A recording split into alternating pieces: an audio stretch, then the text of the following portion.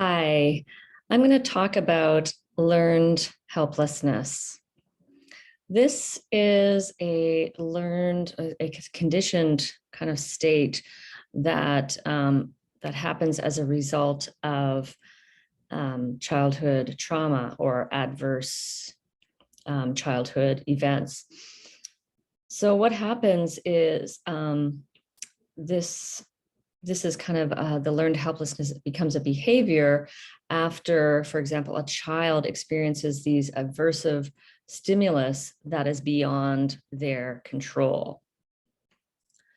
And the child then becomes unwilling or unable to try and change these conditions or what's going on. I know they did an experiment with dogs where, the dogs were being shocked, and what happened was some of the dogs learned that they had no control, while the other dogs could like hit a lever or something just to control the shocks. So the ones that had no control then just sort of gave up, and even when they could escape the situation, they didn't try to escape those shocks. So this is what happens, and it essentially what happens is the child then believes, that they have no control over their environment, and so they just give up or they don't even try. So it is kind of going into like a real kind of just collapse, giving up mode. A child might feel like nothing that they do makes a difference or really matters. It might become likely that they don't try to do new things because they're so afraid of, something bad happening or some, rejection or failure. So it is real. It's definitely real when you have C-PTSD and you have faced and suffered from narcissistic abuse as a child. Because essentially, you were exactly that. You were in a situation and you had no control over it. And no matter what you tried, it didn't seem to change anything, and that leads to real sense of like just depression and kind of despondency. And I think I also learned like there are three kind of mindsets that kind of go along with this learned helplessness. And the first one is that a child or a person would take it personally. So they would think that this, whatever happened, this stimulus, for example, I'm job hunting, so I'll use that as an example. Let's say I reach out, try to get a job, and someone doesn't respond. So by taking it personally, I would think it's my fault. It has something to do with me. There's something wrong with me. I must have done something wrong to, why aren't they responding to me? Instead of a more external thought or reason for them not responding to me, like, well, I guess that person, maybe they just found someone else for the job, or, maybe they're just really busy, and, so not taking it personally. The second one is for learned helplessness is thinking that something is going to be permanent. And this, I think I've really been wrestling with over these last couple of weeks. So thinking something is going to be like long lasting. And in childhood, it seemed like forever because you had no sense of time. So you might be thinking, like, I know I had thoughts like I'm doomed, like things will never change, it won't get better, like things aren't going to be okay, it's going to be awful, like, forever. As a child, that's probably what you might have thought. And as opposed to a more, thinking that it's just temporary, it's just short-lived, things are going to change, this situation will pass, and I'll get a job and everything will be fine, right? And third one is in learned helplessness is thinking that something is pervasive, sort of all encompassing. So it doesn't just involve a specific thing, but everything. So if one thing isn't working out, then oh, I'm not getting a job, and like everything's going wrong, or this isn't working either, and just sort of generalizing it more to more things than it really needs to be. So the more healthy pattern is more situation specific, thinking in that, for example, if trying to think of a good example here.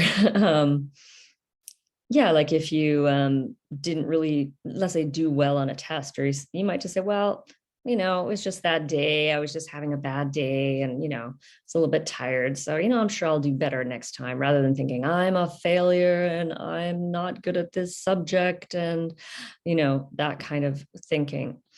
So if that makes sense. So taking it personally, thinking it's permanent, and having that pervasiveness to it. And I guess most of all, what I'm learning about this is really the difference between like the thoughts and the beliefs that are in my head, and then sort of translating it into the feeling. So sort of taking those words in my head, the thoughts that are going on, and giving them, like voicing them with the emotion connected to it. And that is called verbal ventilation. And so by saying these things out loud, and allowing myself to experience the emotion, instead of just letting those thoughts run in my head, but saying, oh, I feel like I'm going to fail, and I don't know if I'm going to get a job, and maybe I'm going to be homeless, and just like letting it go, and letting the emotion come up. And I've just been crying I cried for most of this morning and through yesterday afternoon and evening, just kept crying. And out of this, like, the helplessness also leads to a hopelessness. I think they're very intertwined, because once you're feeling helpless, that you can't change anything, then you go into hopelessness mode, where, it's just like despair, and like the things aren't going to improve.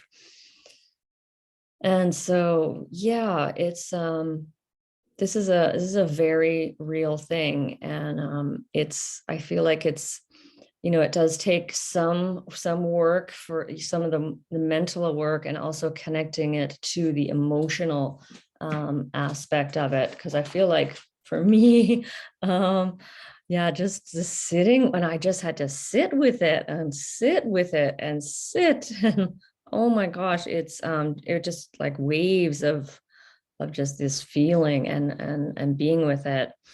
And this is probably, the helplessness and hopelessness, what I sense is that it's quite a difficult feeling.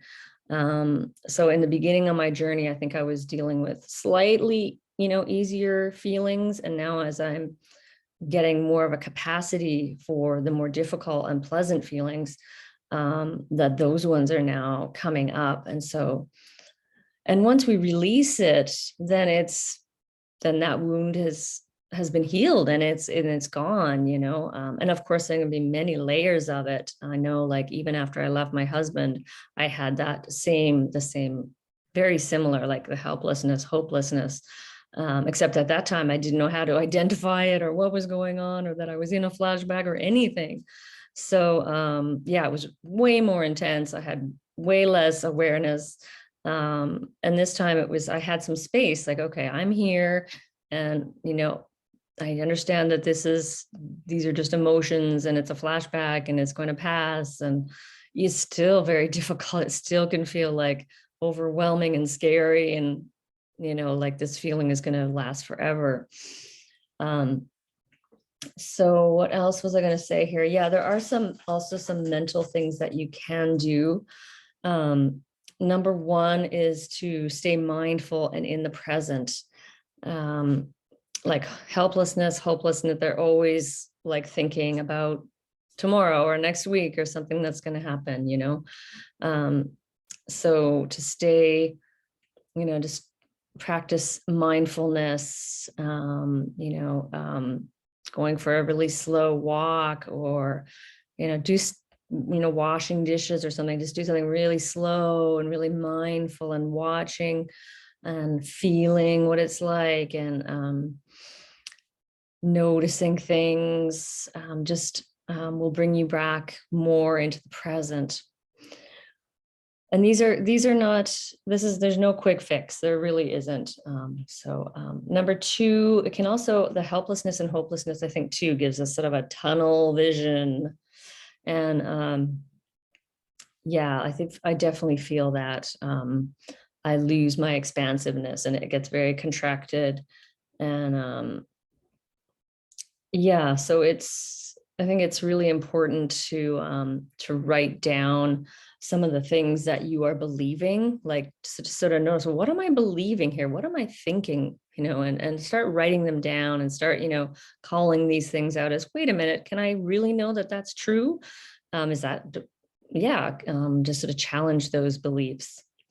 Number three, yeah, the helplessness and hopelessness can definitely put you into like just a place where you're just lacking any kind of enthusiasm, or just any kind of oomph just seems to be gone.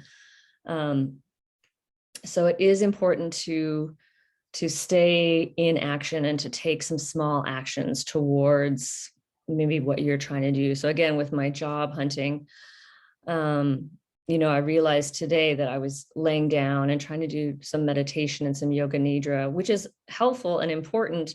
But at the same time, when I'm in this already a down place, then laying down and relaxing can just send me further into, a kind of almost zombie mode where I'm just really getting dissociated.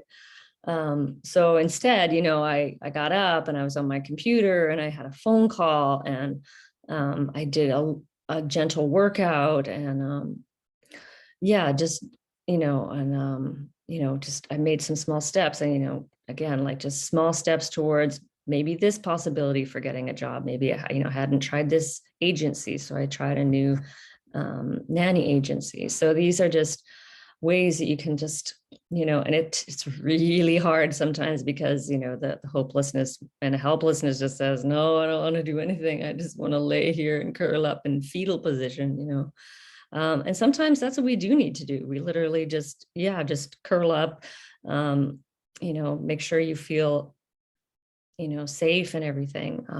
But then when you're ready, try to just nudge yourself ever so gently to take an action. And finally, yeah, we can, as I said, those three things, you can start to sort of try to change the way you think about things in your life, and making them external rather than personal, and making them temporary rather than permanent, and making them specific rather than more pervasive and kind of global. So those are the tips that I have for you today. And if you're feeling that way, and there are hotlines, that you can call too. I actually have done that. I think I did it once or twice, but there are, hotlines out there that if you're really feeling down, I mean, the best thing you can do is, call someone, talk about it, and get someone who has a good listening, an empathetic ear, so to speak. So yeah, this is one very, very extremely hard journey of healing. Sometimes I think about how many times I've just been sitting and crying, and yeah, it's extremely difficult. And so wherever you are on your journey, I really respect you and admire you. And if you're here, yeah, I acknowledge the work that you're doing. And I'm wishing you many, many blessings on your journey of healing and awakening. And I am Davina Shamaya at Boldness Blooming. Thanks for watching.